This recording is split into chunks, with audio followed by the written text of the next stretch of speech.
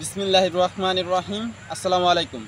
তো আলহামদুলিল্লাহ আমি এখন আছি আমাদের সুদান ঘাসের জমিটাতে। তো দেখতে পাচ্ছেন যে এখানে যে ঘাস আছে আর একদিনের ঘাস আছে এখানে। তো এরপরেও আমাদের চিন্তা নেই, কারণ যদিও এখানে একদিনের ঘাস আছে, এই জমিটার ঘাসটা আমাদের সম্পূর্ণ ঘাসটা আমাদের খুবই কাজে লাগে, কারণ আমরা এটা সঠিক সময়ে পাই। এই জমিটার ঘাসটা যদি সঠিক সময় না পেতাম তাহলে আমাদের খুব বড় অঙ্কের একটা অ্যামাউন্টে ঘাস কেনা লাগতো। তো এই জমির ঘাসটা আমাদের কালকে হয়তো শেষ হয়ে যাবে, কিন্তু এরপরেও আমাদের এবছরে প্রায় 12 বিঘার মতন ধান ছিল। আমাদের এখানে 30% মাপের 12 বিঘা ধান ছিল। সেই ধানগুলোর ভিতর থেকে প্রায় 4 বিঘা জমির ধান পেকে উঠেছে। তো এর ভিতর থেকে ইনশাল্লাহ কালকে 2 বিঘা কাটা হবে। 2 বিঘা ধান কাটাতে আমাদের খামারের যে ঘাসের চাহিদা এটা ইনশাল্লাহ মিটে যাবে। তো এই ঘাসটা আমাদের ফুরিয়ে গেলেও চিন্তা নেই। একটা স্বস্তির বিষয় হচ্ছে আমাদের সেই যে হাইব্রিড ধান আমাদের এখানে খাটো নামে পরিচিত, কিন্তু এই ধানটা আগাম জাতের একটা ধান। তো আমাদের এই ধানটা প্রায় 4 বিঘা জমিতে ছিল। এই ধানটা পেকে ওঠাতে আমাদের খুবই সুবিধা হয়েছে। আমাদের যে খামারের গরুর যে প্রধান খাবারটা এটা মূলত বিসেলি, আর এই বিসেলিটা আমরা খুব দ্রুতই পেতে চলেছি। আর আমাদের খামারের যে ঘাসের সংকটটা এটাও ইনশাল্লাহ মুক্ত হবে। তো আমাদের পাশে যেই সুদান ঘাসটা কাটছিলাম এটার হচ্ছে, তো এখান থেকে আমরা এখনও আবারও পেতে চলেছি ঘাস। আর আবারও পাবো ইনশাল্লাহ এখান থেকে ঘাস। আর আমাদের যেই ধানগুলো যে কী অবস্থা এই আপডেটটা আপনাদের দেখাই, চলেন আসেন আমরা আমাদের জমিগুলোতে যাই।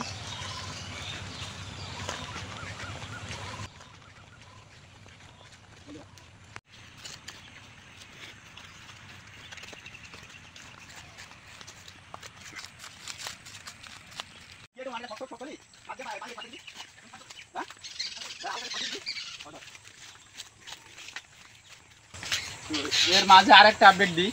আমাদের যে ভুট্টার ভিতরে যে পটল গাছগুলো লাগাইছিলাম সেই পটল গাছগুলো এখন আলহামদুলিল্লাহ অনেক বড় হয়ে গেছে।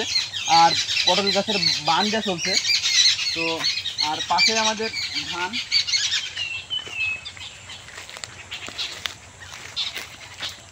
এই যে আমাদের ধান।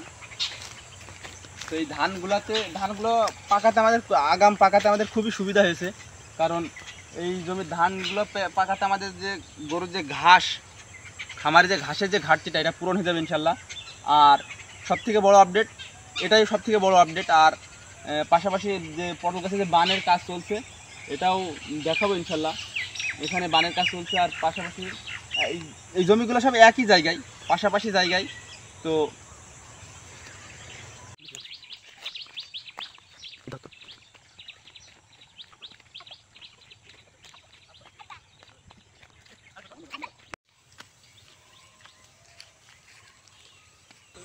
তো আলহামদুলিল্লাহ এই ধানটা হাইব্রিড জাতের ধান একটা। তো এই ধানের ফলনও ভালো।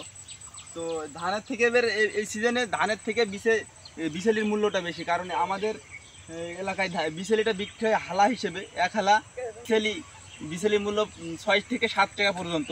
তো এখানে যে 31% বিঘাতে 1 বিঘা জমিতে প্রায় 2500 হালা বিচেলি হবে। তো 2500 হালা বিচেলির দাম প্রায় 20,000 টাকার কাছাকাছি। তো 1 বিঘা জমিতে 20 মণ ধান হলে তার দাম প্রায় এই 20,000 টাকা হয় না।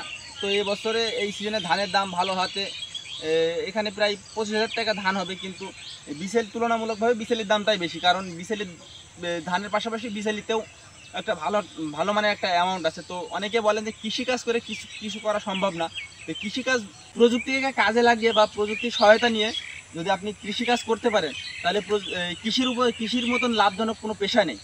আমি যতটুকু আমার এই বয়স থেকে আমি যতটুকু দেখেছি বা বুঝেছি, তো কৃষি হচ্ছে সব থেকে একটা আর্নিং সহজ উপায়ে।